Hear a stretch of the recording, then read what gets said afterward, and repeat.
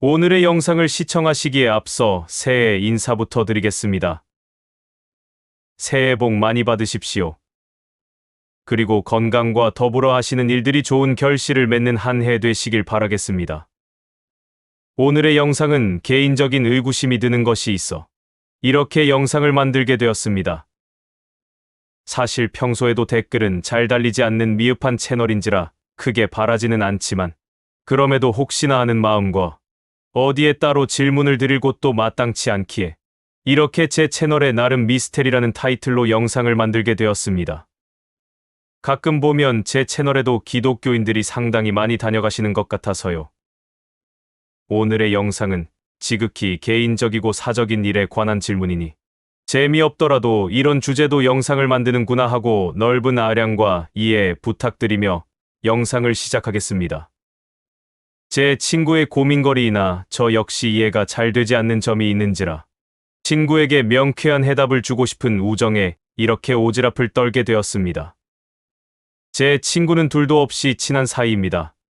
물론 사회에서 만났지만 서로가 성격도 잘 맞고 일단말이 잘 통하여 무척이나 의지하는 친구 사이인지라 각자의 고민이나 시덥잖은 별별 이야기도 여과 없이 나누는 그런 돈독한 사이였습니다.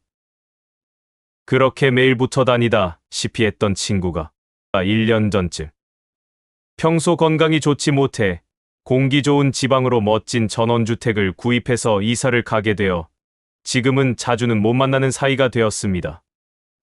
물론 지방이라고 해봤자 서울 변두리 지역이라 그리 멀지는 않지만 그래도 늘 곁에 있다.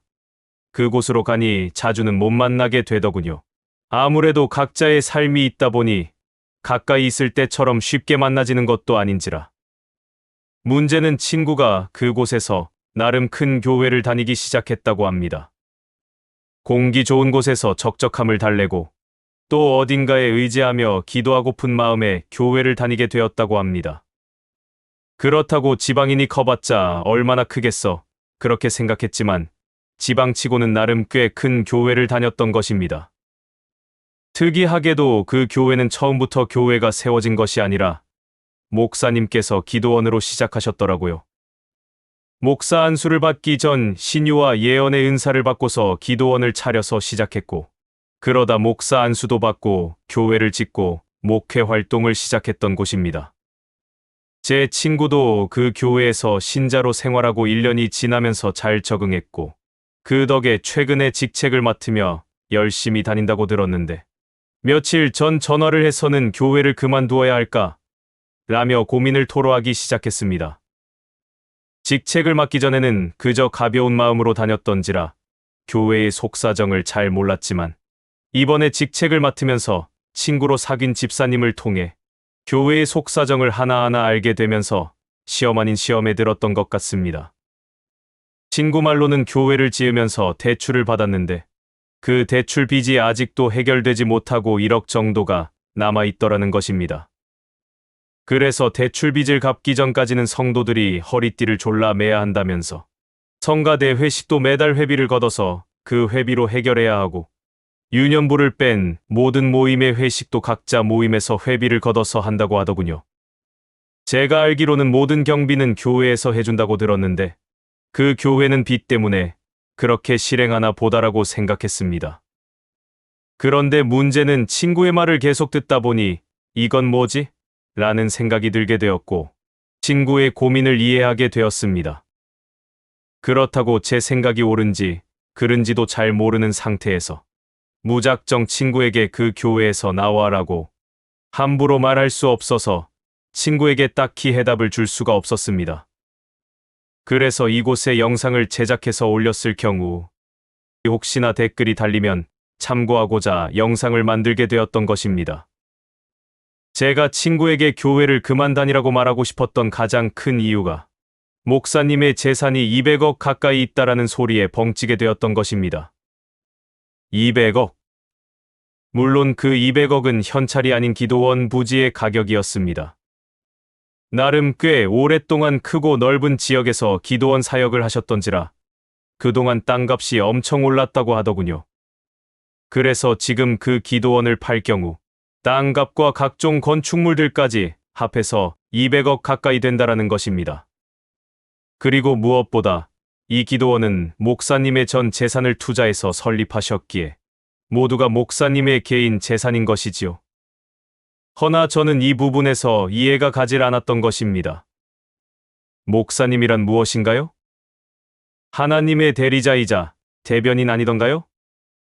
성도가 죽으면 이 땅의 모든 것들은 하나도 가져가지 못하니 다 부질없다고 가르치는 분이 목사님이실 텐데, 교회는 빚이 1억 있는데 개인 재산은 200억을 소유한다라는 것이 도저히 이해가 가질 않습니다.